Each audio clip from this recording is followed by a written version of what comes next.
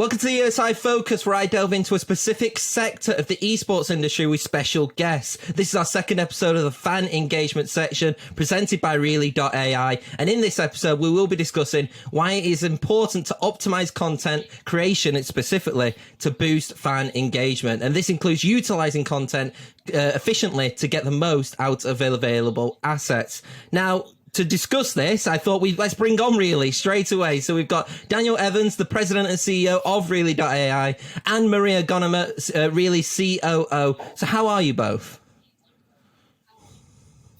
Doing well. Thanks Thank for you. having us. Yeah, no, and it's great to have you, obviously, sponsoring this episode, driving this topic of fan engagement. Like I said, we're going to be specifically talking about, content creation, optimizing it, and why it's so important now to optimize content. But first, before we talk about that, let's actually talk about, you guys and your background. So we'll start with you, Daniel. What's your background briefly so people can kind of know? Sure. I'm, my background is primarily product management and product development. So I've been building technology for 25 plus years. I've worked all across different sectors from real estate to hospitality to sports. And now we're in sports and gaming, which is fantastic. So I'm just a big tech guy, I guess would be my background.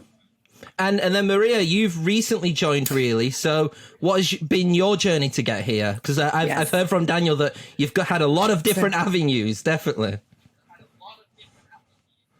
Absolutely. But they've all led to this moment. I truly believe that. Basically, I've been building communities since I was a 15-year-old. First in music, then I was working in television. And moved into online video streaming. So I was at the forefront of that with Hulu. Then I moved over to a company called Fullscreen, which represented online influencers, 500,000 plus, including many gaming streamers at the beginning of that trend. And now, then I moved into actual game studios working with Servios. In my time, I've also worked in sports and athletics, helping build Cristiano Ronaldo's social following, which, as we know, is massive. And so, again, I think coming to this place, working in esports is just a natural move when it comes to VOD, when it comes to community development. So really, really excited to be part of it. And what was it kind of going into the esports industry? Why did you decide to kind of focus fully, into the esports industry? Is it because of the how emerging it is, or is it the fact that content in esports now is starting to develop even more now compared to the likes of, traditional sport? Well, we started our company in sports, and I joined Really in November of 2019. And my first exposure to the platform was kind of an early demo that they had done for Fortnite.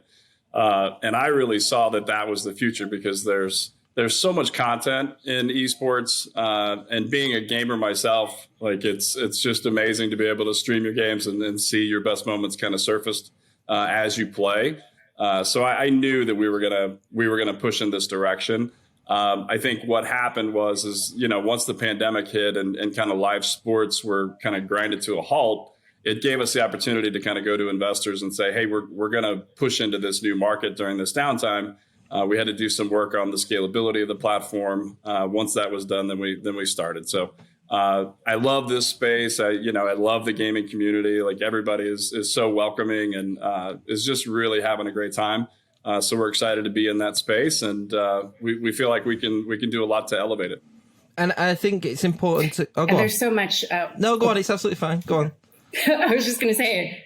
Yeah, I was just going to add, there's so much when it comes to the creator economy, which has been developing so quickly. Gaming is a huge part of that also. I think people find community, people find friendships and beautiful relationships, and even a future in their own careers when it comes to gaming. So we're looking to access or give access to the kid in a small town that's looking to become a pro to the pros themselves. And I think that's brilliant. I think it's great now to kind of have these different services which are available for content, because as probably in a lot of industries, but esports specifically and gaming specifically, content is key. It builds up. We've seen esports organizations develop themselves purely off the content that they have created, or even gamers who have then created esports organizations off the content that they have created. But I think, for those people who kind of unaware of Really, would you, one of you be able to kind of give like an explanation of what Really actually is? Sure. So Really leverages machine vision and artificial intelligence to essentially watch streams and gameplay in real time, right? So just like the human eye, you can sit and watch a gameplay and you oh, that was amazing, right? And the AI is doing the same thing, and it's marking that, it's giving it a score with our hype scoring algorithms. And then we chop it up and make it available to editors, make it available for social media. We automate a lot of the processes. Essentially where we're trying to hit is you stream, we share. And that just allows you to do what you want to do, and we'll take care of the rest. So is it about that kind of ease of transition, I'm guessing? Because from what I'm getting from Really is that it's like it's trying to make it easier so then, organizations or streamers can essentially do other things to boost their content as well. If you kind of make things a little bit more seamless for them, they don't have to spend, I've done it before, you look at highlights and you have to spend hours upon hours just to find like a certain clip. Especially if you've not clipped it and not put that timestamp in, you are searching for so long to find it, and kind of that eliminates that problem so people can kind of just do other things. Is that what I'm getting? For sure. And I think there's a couple of use cases there, right? If I'm an individual streamer, an individual gamer, content creator, like I very much want to be able to end my stream, have my clips ready to go so I can build a VOD and send it out to YouTube or wherever I'm monetizing my content, right? Like there's a lot of people that don't even deploy out to YouTube and some of the other content networks because they just don't have the time, right? They're streaming, their stream ends, they're tired. They don't want to sit there and go back through it, right? And even if you have a video editor that comes in later, they have to rewatch that entire stream to understand the context of what happened during stream. And that can take 2 and 3 hours on a 4-hour stream, right? It's very time consuming. So with the Really product, essentially you walk in after stream and you have a line item list of every event that happened during that stream, right? So you can very quickly grab those moments and turn them into a video, turn them into a top 10, whatever you want to do. And then because we're tagging all those things and rating those things, you can then use them longer term if you want to, build like best of the week or best of the month or, just really archive your content for use later. And then at the higher level, let's say tournament organizers or teams, they're in a tournament that's 16 teams, right? And so imagine having to go through all of that content to try to wrap up like the best of the tournament, right? That would take forever.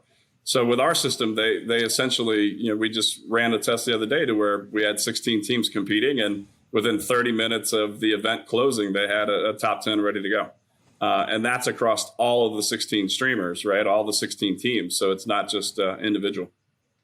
So it just really saves a lot of time. It lets you get your content out quickly, and it lets you really expand your content library. No, I think that's great. And what's kind of like then the state? I think there was a bit of an echo there, but it's okay. Don't worry about it. So what's the status really for Really? Is there anything which is kind of going on with the organization itself? For sure. So we're obviously adding talent. We've added Maria, which we're super, super excited about. We've added another gentleman named Brian Yale, who we'll talk about later. But he's an amazing data scientist, really works well with the gaming community and kind of understands the mechanics of professional gameplay. He's trained and pushed, I think, 17 pros through his academy. So a really, really deep knowledge there. We closed a seed round or a pre-seed round early this year, and we're in the middle of a seed round now. So exciting stuff there. And we just continue to grow and continue to expand our team and work with as many customers as we can. Right, so hopefully now everybody's accustomed to Really, and hopefully everybody checks out the website along with that. Let's get into the topic, though, of optimizing content. And I really wanted to start off this, and I'll go to you, Maria, first, is a lot of people use the term optimization, I think, in every PR, which I seem to see sometimes, we're optimizing this, we're going to develop this, grow this, but for this specific kind of part of content creation, what exactly is optimizing? Like, what is actually the term optimizing for content? I think in this case, I always call it feeding the beast. Optimizing is ultimately feeding the beast, which is your YouTube, your Twitch, feeding your community with content. And so this ultimately optimizes it by making that feeding the beast faster. And ultimately, the goal is to also make it about fast content to the platforms, the greater monetization opportunities, greater distribution opportunities, and greater access to a community. So this is, I think, optimizing community development is really the name of the game. And why is that important? I know obviously it sounds like such a silly question of why is this important, but I feel like sometimes, you kind of, step C, but you don't know step A and step B of actually why this is, important in kind of growing a community and growing a fan base. So, why is it so crucial to kind of have this optimization? Ultimately, I see this as an opportunity for those people, those players who are maybe too scared to go out into the world with their streams, who just want to showcase their best plays. So I think everyone who streams, anyone who plays actually can be part of this community. The more content there is, the more validation there is for the gaming industry, the more validation there is for the esports industry. I think that we've seen the potential of the esports industry, and this tool, I believe, truly is going to be the thing that amplifies it. Yeah, and Tom, I would just add, like, there's real world use cases of this, right? Mm-hmm. Like if you look to the traditional sports space, and you look at the advent of ESPN, right, and what ESPN did for the sports community in terms of being able to deliver bite-sized content, bite-sized understanding of what's happening across the teams, across the leagues, right? And in that case, when they first got it started, it was tractor pulls and it was racquetball and all kinds of very strange things. And I feel like, we're kind of in that phase with esports to where there's so many games. People don't necessarily understand all the different games, all the different tournaments and all the things that are going on, because esports is a big community, right? So I think one of the things that ESPN did was essentially allow people to become fans and really know what was going on across the space. And so we feel like our tool can really, and the AI itself can really allow the community to kind of grow and allow people to understand more of what's happening in the community, to keep track of the best teams and the best players and all that, because we deliver the snack-sized content to allow you to keep it up. Because, most people don't have time to watch a 4 or 5 hour stream, right? And some people that do will have it on background and just kind of watching, which I do myself. I really enjoy that. But I think for the wider audience, we need to develop it. And that means snack-sized content, able to consume it quickly, and being able to get your 30 minutes and really know what's going on in the space. And our tool really helps that. I think to the point of ESPN. To the point of ESPN changing the way that media works, I think the internet at this time, everything's bite-sized, everything's short form. So highlights are actually one of the greatest currencies that we have at this time. And again, to help amplify esports, to help monetize, to help that young player find their way into a league. This is truly like, there are no borders. There's no limitation. If you're a good player and you can showcase that through your bite-sized content, gain an audience, become part of a league, monetize. Yeah. That's, I think, the future. For sure. And that really drove the advancement of sports. Like, it blew up with ESPN, right? Because no longer were you having to watch your local news or read the paper to try to keep up with what was going on. So it really drove fandom. It attracted new sponsors. It attracted more media rights. And it really grew the overall industry. And while we're not trying to be the ESPN of esports, that's not our intent. We do intend to try to elevate the community through our tools by empowering the people that are working in the industry. I think what you said about bite-sized content, both of you, I think is so crucial to what kind of basically the Generation Z, are kind of like consuming now.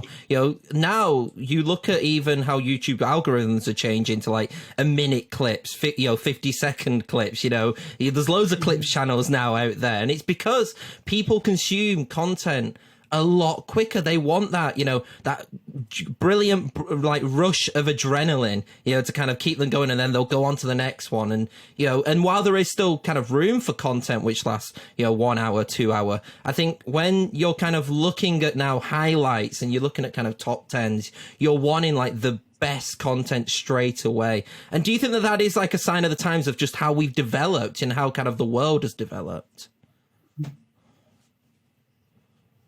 Go ahead, Maria. Absolutely, yes. Yeah, absolutely, yes. I think, we're still going to watch the long form. We're still going to want more content from our players. We're not eliminating the editor. What we're doing is actually creating opportunities for players to find greater audience, to get their best plays out there, to see their personalities, so they don't have to worry about that editing afterwards. I think, yes, this is feeding the beast, but in the best way possible. Yeah, and the other thing is that it's really driving sponsors and advertiser dollars, right? Because if you are, let's say you're on Twitch and you get an ad that pops up before you start watching the stream, and then 30 or 40 minutes later you might get another ad in there, right? And so consumers are used to ads, right? It's the way they pay for free content. They get it. But think about the dense content of highlights and packaged kind of content, right? Because, now if you've got a 2 or 3 minute kind of reel or recap of the most recent tournament, you can run an ad on that 3 minute reel. And then if they go to the next one, you've got another opportunity to put advertising there, right? So for the industry, creating kind of this dense content that's watchable, people enjoy it, and they're willing to kind of pay the entry fee, which is watching that ad or supporting those sponsors, I think it really drives the industry up. Mm-hmm. Yeah, no, definitely. I feel like what we talked about, kind of like the benefits of like players and everything like that, but in terms of helping them get a fan base, but for organizations as well, as you briefly touched on them with like tournament highlights, or a team might want to just do here's our match highlights. With organizations becoming larger in scale, and as a result they're doing a lot more than just running esports teams, is it kind of important then to kind of have these tools to ease that and still create quality content without it coming across as lazy, essentially?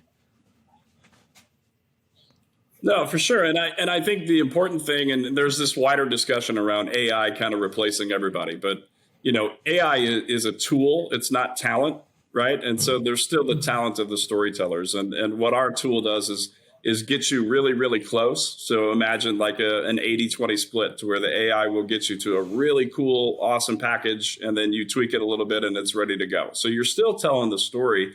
It's really, the tool that we have is really about speeding up your workflows, adding some automation, adding, some archiving so you can access that stuff properly, and also getting the content out quickly to social in line with your brand guidelines, right? So if the REELY system, the way it works right now, you can add bumpers to the beginning and end of each clip that goes out to social. So let's say that it's it's the Houston Outlaws, who's one of our customers, right? And they need everything branded to the Houston Outlaws, and then they have a they have a sponsor for those clips or whatever. Whenever you share a clip, it automatically adds that content for you so that you don't have to think about it, right? Or the individual gamers or people that are in their content creator org doesn't have to think about, I got to stitch this, I got to stitch that. Like it all does it for you. So it really speeds things up. It lets them onboard creators more quickly. It ensures brand integrity and consistency, and it adheres to sponsor guidelines. So it's really an empowering tool more than taking over, an editor's role. I'd love to add also something that I think is beautiful that I'm really excited to see happen more often is, say the Outlaws are streaming, they're in a match or in a tournament, and you can actually find that content in real time to amplify how many people are watching live. So because the tool is able to do this in real time, send out those highlights fully branded with calls to action, people can actually see it happening and then go, oh, I didn't know this tournament was going right now. So they jump on. There's going to be more people watching live. Again, I think what you said, about, again, optimizing content, sometimes it's not just about creating good content, it's making sure that it's out there. And I think, especially now, we're seeing it a lot. I believe that probably the only one which fully does it, like, I feel like, to an effective amount is probably like Riot Games with League of Legends. Like, MSI is on right now as we're chatting, and, I bet you any money that there'll be loads of clips about a first blood or a tower which has gone down or a fight, and like that will be 5 minutes before, it's gone out and they've pushed it out, and it's to drive people in. It's not just to get impressions on, on the Twitch and everything like that, but it's to get people who are scrolling on social media and being like you said, hey, oh, there's something on. I didn't know that this was on, or this looks really interesting, especially if it's like a big moment or a close moment of the game. Because again, we've talked about with attention spans. Maybe someone doesn't want to watch like the pick and ban phase of a League of Legends match, or even the first 20 minutes, but they might want to watch the last 5 minutes, and I think that's why it's so important to make sure that, like you said, content does also go out quickly, but also looks good as well. Mm-hmm. So I think that's why, most of the customers that come, sorry, Tom. Most of the customers that come through and they see the tool working in real time. I mean, we literally just spin up a Twitch stream and throw it in, and they sit and watch it, analyze, and they see it working. And that's really all they have to see, right? There's not a lot of sales or talking you into it, because the value is really self-evident in the platform, and we're excited about that. Like we're glad we have something that's really cool and really helpful for our partners. I do want to preface this before we go on to the next thing. I probably should have mentioned this before. I'm not trying to butt in, as you guys would know. We're working across 3 time zones. So it's, if we do go over each other's words, don't worry. It's nothing, it's nothing bad. And I'll always shut up anyway. So it's absolutely fine. Right? Exactly. It's the physics of light traveling, right? Yeah, exactly. Yeah. So I wanted to kind of go into something about, what kind of content could be optimized, and then how do we optimize it? I think it'd be quite cool to look at the different types of content and then actually analyze and say, okay, this is how this could actually be better. And this is how maybe, for an organization who may be looking at this being like, oh, actually, maybe I'm doing it the wrong way. Maybe we should do this. So I thought I'd start with something simple, and either of you can get this. And I thought, let's talk about hype videos and promotional videos. So something that I think you guys will be very, very familiar on. So generating buzz, for the organization, or gaining a fan base. Like, how can this be optimized to a peak level where it can kind of remain interesting, but then also effective as well? You want to take that, or you want me, Maria?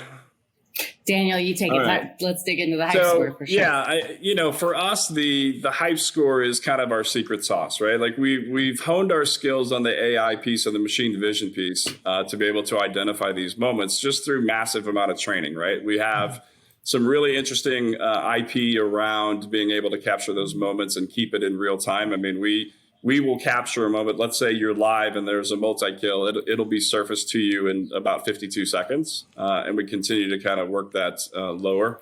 But the ability to pull that out in real time. And then once it gets pulled and flagged, then it goes into our hype scoring algorithms, which the algorithms are trained by our team. It's informed by a number of conversations. Most of our customers have agreements with us to be able to be subject matter experts on their particular game. So we will, run our algorithms, we'll set our scoring systems, we'll take it back to them, get feedback from them, we'll make adjustments. So each of the games that we bring on, we identify at least 1 to 2 subject matter experts, and then just work through the mechanics to make sure that the scoring algorithms are, they're accounting for the time in the match, right? Is this an early game in the tournament? Is this the finals? If, did this moment change the total outcome of the event? Well, that's obviously a more important moment. Right. So there's all these different triggers. We also look at audio, right? Like, how excited are the shoutcasters? How excited are the crowds once we get back to live? Right. So there's a lot of different parameters of information that we can feed into our scoring algorithms, and then we're about 94% accuracy right now, which is fantastic. And that's combined between sports and esports. On the esports side, we're probably closer to 99. Anyway, but, so once we have those scoring algorithms in place, the beauty of it is then you just use a slider, right? And say, okay, show me everything that scored 8 or above. Show me everything that scored 7 or above. Set parameters for, Anything that's a 6 or above, I want to share out to TikTok. Anything that's a 7 or above, I want to share out to Instagram. So that scoring algorithm really underpins your function in our platform, because it allows you to really kind of move things around, set some different rules, and really effectively work with the content. No, I think that's great as well. I think it's actually really cool to find like an algorithm which will pinpoint, exactly where, the clutch moments can kind of occur. Obviously, as well, as you've caveated as well, it's not just the case of, here's the score, you need to take this kind of everything by word. Obviously, a lot of it can come to, especially if you maybe want to highlight a specific player or, or something like that, or even something which may, in a sense, not look like a hype play, but actually could be something so strategic that, you want to highlight. It doesn't eliminate that, but it just provides extra opportunities for that, which I really like about that. So would you say that when it comes to like hype videos, promotional videos, it is about kind of creating like fast, content, not having like a 5-minute build up into something? It's got to be quick. It's got to be punchy, and it's got to kind of attract a viewer really quickly.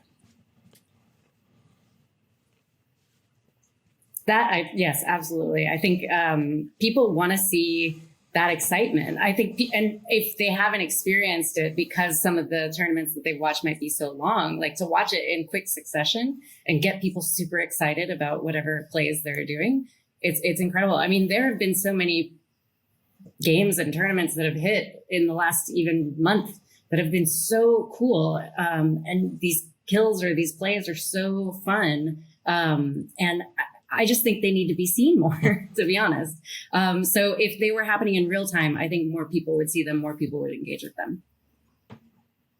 And then in turn, it's that trickle down effect, isn't it? You hopefully that if you can kind of gain this kind of affinity to a team, whether it's through, like I said, a hype video or even a player, it can potentially get them to become a fan. And then, we talked about in the first episode about then converting a fan to a loyal customer. It's that kind of journey from a fan, into kind of getting one to then converting them into a customer. So I think it's very important to utilize content. With highlight videos then, which is a little bit different from hype videos, I want to ask for your guys' opinion. How important is telling a story in a highlight video compared to a hype video or promotional video? I think it's super important, right? And again, I think that goes back to where we're a tool, not talent, right? I think the storytellers do an amazing job, and they need to continue to do that job. I think where we help that is in chopping up all of the pieces and giving you a reference point in terms of scoring, so you can quickly identify the pieces that you have, right? The stories, the clips, right? Like if you think about the movies, the person with the clicker that says this clip or whatever, right? We're kind of going through all of that and surfacing those best moments to you, so that then you can go and build your story and build your the reel that you want to put out, right? So it's really about empowering them and taking away kind of the mundane everyday task of having to watch the Outlaws, when they're off season, it's 220 hours of content a week, right? So if you want to build something, for a Saturday show, like that's a lot of content to go through, right? So now they literally just use a slider to kind of go through it, and they can grab their best pieces and build stuff very quickly. So editors will be spending less time on the highlights, less time on the hype, more time on creating authentic content that has that story. Yes, those highlights will be part of the story, but I think it just allows the teams, allows the players to have a little bit more time for personal storytelling. Because I think as well, it's not eliminated. Hold on. Yeah, 1 second to add to that, Tom. To Maria's point earlier about kind of expanding the creator economy, right? There's a lot of young people that love to play, right? And maybe they're like, I'm not going to stream because I don't want to, I don't have a big fan base or whatever. So they just don't ever get started. And that's sad, because if it's something that you love and it's something that you're good at, then you should do it, right? And so I think what this does is allow a lot of young people that maybe don't have the video editing talent, right? They don't really know how to do all that stuff. They don't really know a lot of this. I think with our platform, it really allows you to just come in, stream your game either to one of the big channels and we'll pick it up, or you can stream it directly to us, and then we'll grab all that content and you can start kind of your career in the creator economy. Like play your games. We will help you, right? We will help you get to a point to where you feel good about what you're putting out. We make it super easy. You don't have to learn video editing. You don't have to learn a lot of these things that seem a bit overwhelming when you're first getting started. So, we really are excited about the opportunity to kind of expand the creator economy and really welcome more people into the space. And I think that's what's really interesting, is because it's not eliminating a job that editors will be like, oh, I really, really, really loved going through hours just to find one clip. What an editor loves and what someone who's creative loves. But no one ever. Yeah, that's what I mean. It's through the storytelling, and if you can actually find ways of eliminating the editing process, you're never gonna get rid of the storyteller, because the storyteller will always be key through everything. Even like I said, even in hype videos, while it's not maybe as key, just even little things as like music choice, or if you want audio on, or even a little bit of like touching up the videos as well, it's all like key into creating like great content. It isn't just putting clips together. However, while that could be also effective again for people who are starting like from like a higher up level, I feel like fans expect a little bit more, and because they've given more to an organization as well.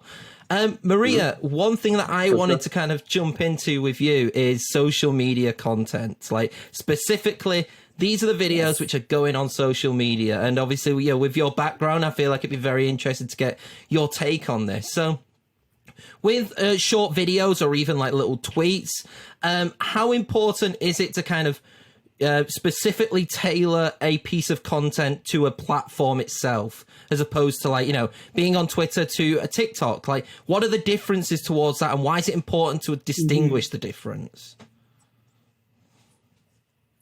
Ultimately, the communities are different on every platform. I would say that Twitter is sort of more of an engine for content. You want to always be feeding it and giving it new life, new commentary, something that people can really hang on to. I think TikTok is where some of the more the flair-oriented content comes in. That's where you want to create the bigger highlights or whatever plays you did that really showcased your personal gameplay style.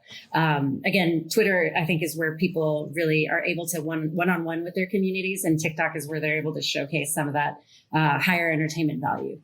And really, I think that's why it's great with the hype score, that you'd be able to say, okay, well, I'm going to put 7 to 10 all on TikTok, and I'm going to put more of my the skill-based content onto Twitter, in addition to that higher end hype. Mm-hmm. No, I think definitely. I think especially a lot of people. Go on, Daniel. It's fine.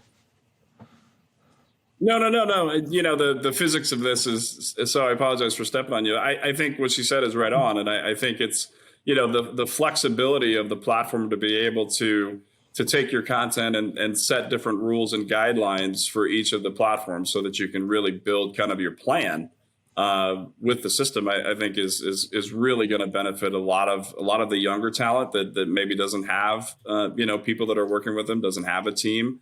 So we're really excited about that too.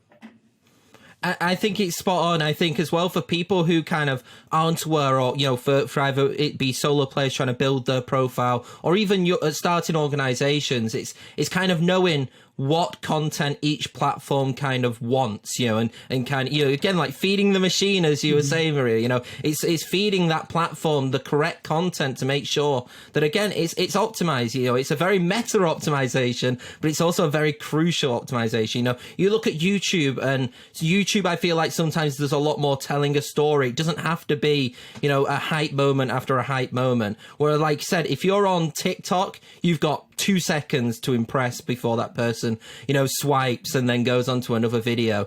Twitter's a little bit of mix of a both, isn't it? Because if you're following someone on Twitter, you're more likely to give them a little bit more leeway, but also you've still got to then engage them. So, how kind of important was it when actually looking at Really to kind of, make sure that it can go to multiple platforms, and probably platforms which we don't even know exist right now, because there's always going to be different types of video platforms going out? Precisely. Yeah. I mean, I'll let Daniel take that in a second, but I think the fun part, like you were saying about YouTube, imagine somebody takes their highlights of the week and actually starts creating commentary, going deep into what they were thinking when they made that play. I mean, there's so much versatility. Once you have those cuts, you can do anything you want with them, and serve each different platform in each different way. I think that TikTok is definitely prioritizing gaming right now. You see that they're creating contests and doing all kinds of stuff in that space. So TikTok is definitely somewhere we want to expand to. Discord, I think, is another space they're looking to do the same. And on the tech side, Daniel can take it. Yeah, I was going to say something that I totally lost it, but everything Maria said, right on, spot on, perfect. I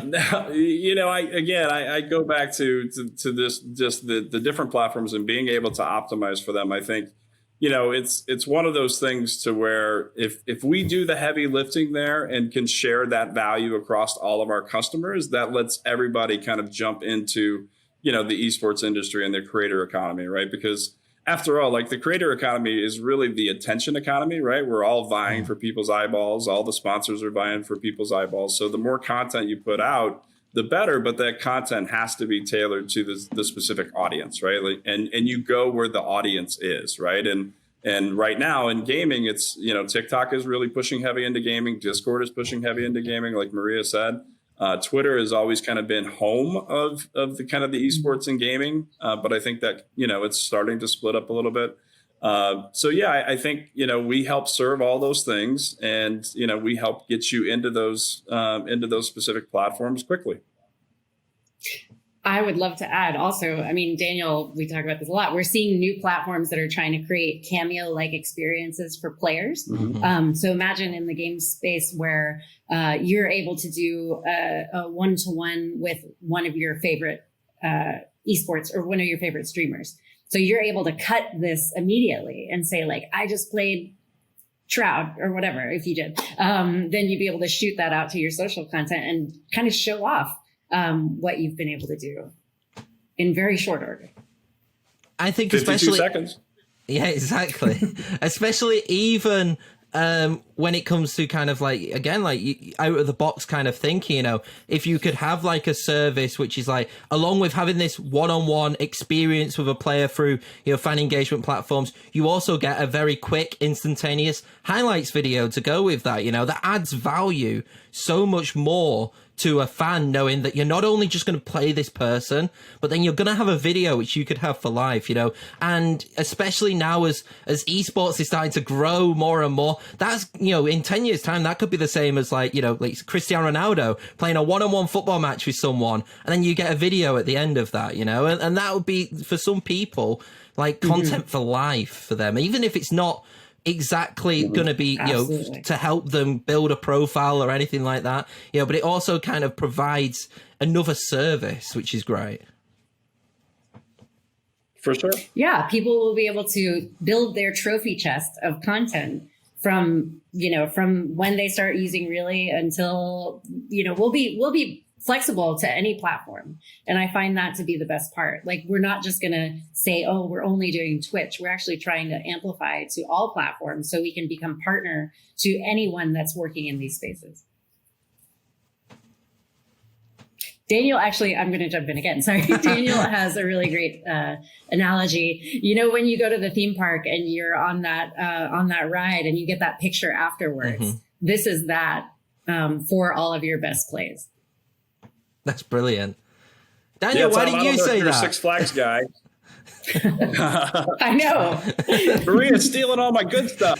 Oh man, just because it's all good. No, it's right, and I have to say a shameless, just so that I don't hear about it later, but that was actually Bill Powell. Bill Powell came up with that analogy, and I stole it from him. So sorry, Bill. But no, it's true, right? It's like you're on the roller coaster at Disney World, or you're on the roller coaster at Six Flags. I grew up in St. Louis, so Six Flags is going to be my reference point. But and you're going on the Screaming Eagle, and and your face is all screeching, your arms are up in the air, the kids are going crazy, and you get that picture at the end. Like, that's a memory that you cherish, right? And I think the same thing happens with gameplay. Like, there's if I'm streaming and I'm shooting Dr. Disrespect or something, and, I'm going to brag about that forever. Right. Like, and it's important for me to have that moment and capture that moment.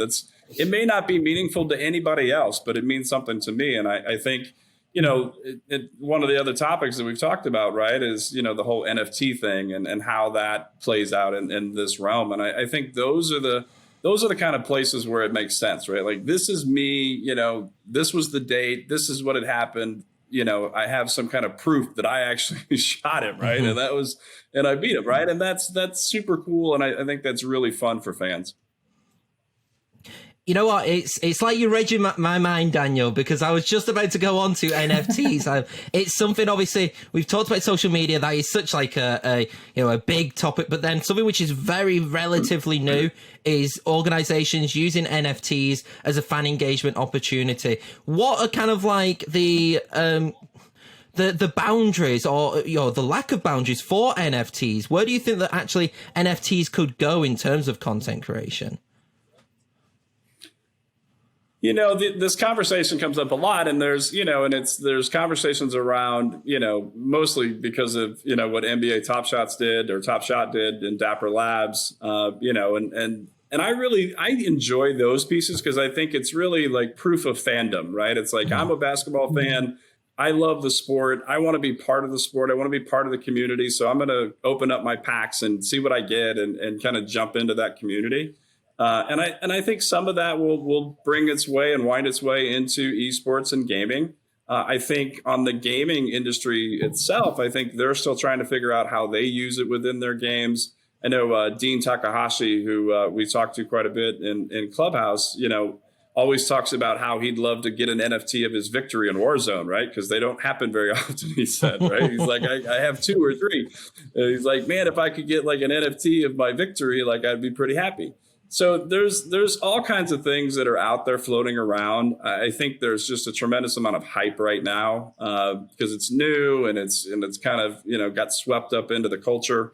I think it'll be a year or 2 before things kind of settle down and we figure out the mechanics of how these things actually work.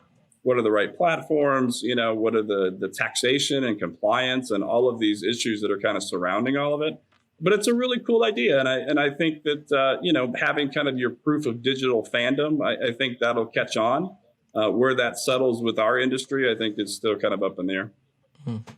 Yeah, guardrails right now, not many, but I'm sure there will be. And I think in terms of potential and opportunity, like we said, there's going to be that digital trophy chest that people will house in their metaversal home or whatever. Each game will be able to give you an opportunity to have that highlight reel trophy chest inside of the game, if not in a virtual space. So we're really excited about that. And we want to be able to be the provider of that tool. No, it's definitely something which I feel like is... it's so fresh that kind of like people are just like, right, well, we'll just do a GIF. We'll just do this because they just want to jump on something so quick. But actually, as what you've said then, like, if you could have like a history and moment in time highlighted as an NFT to kind of prove like, basically kind of like a virtual card, but, one which kind of moves through a highlight, and has its own rarity. I think the options for that are endless and genuinely could be something. It just...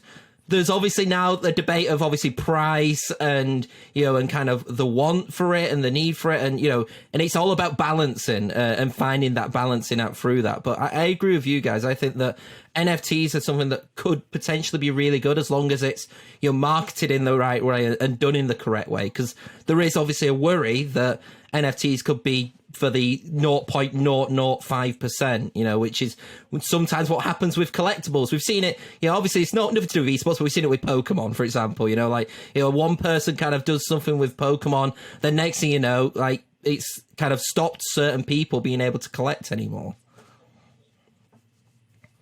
Yeah. And the other thing that I think is there's a lot of settling that has to happen with the technology itself, right? Like when you talk about NFTs, is it a private blockchain? Is it a public blockchain? Are there gas fees? Do I need a wallet? How do I transact? How do I get money out of it? There's a tremendous amount of questions that have to be answered and some technologies that need to advance and also just people understanding because, NFTs tend to pull you into the crypto world, and that's another kind of an area that takes full focus to really understand.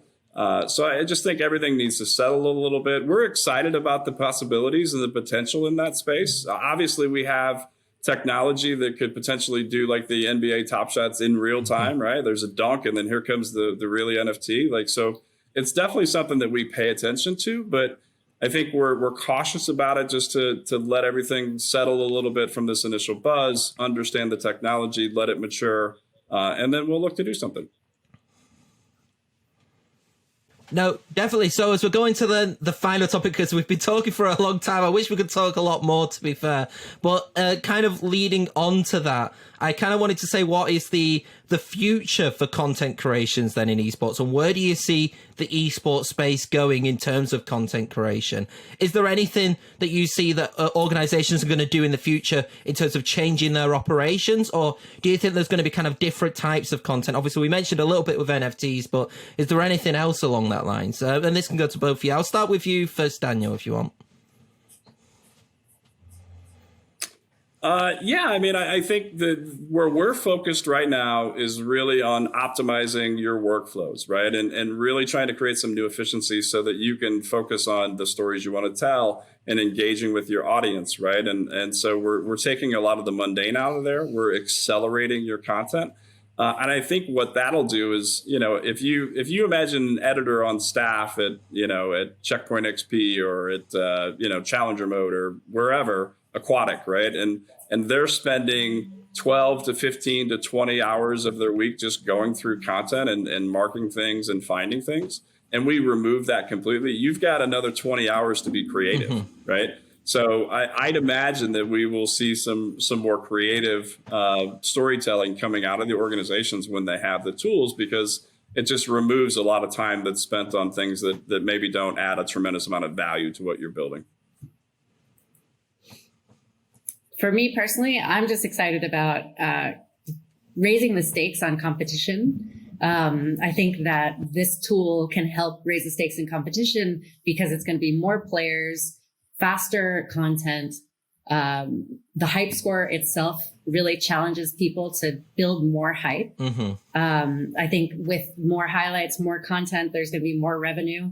And with more revenue, I think we'll just see that creativity ultimately, allowing the creator economy to boom, allowing brands to support creators as they're rising up the ranks, really modeling a lot of, sports and athletic competition, but within esports. I think it's just going to be a boon to the esports industry. And so then to kind of like conclude this all, then, do you think then a large part of it is because of all these tools which are being created to enhance or ease the workflow of creating content, such as with Really, it's going to help kind of evolve content into the future as well?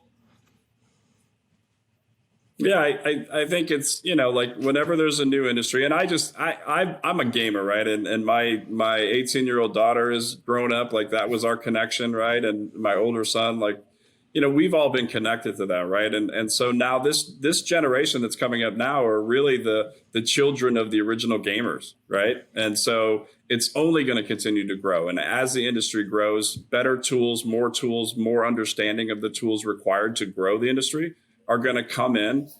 We feel like we bring a tremendous amount of technological knowledge and innovation to the space, and hopefully we'll lift everybody up so we grow the industry and open it up to amazing things, right? Like Maria brought up the metaverse and VR and all of these amazing things that are starting to come out. And we hope we can be part of that whole thing and bringing what we're doing to the metaverse and bringing it to whatever other new innovations come down the road.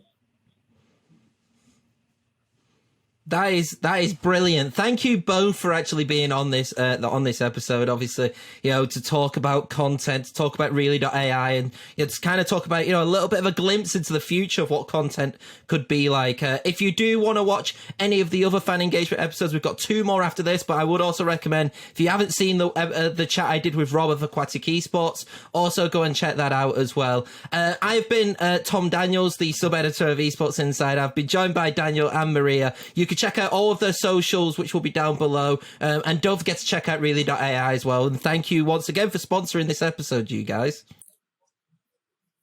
Thank you, Tom. Thank you. That was fun.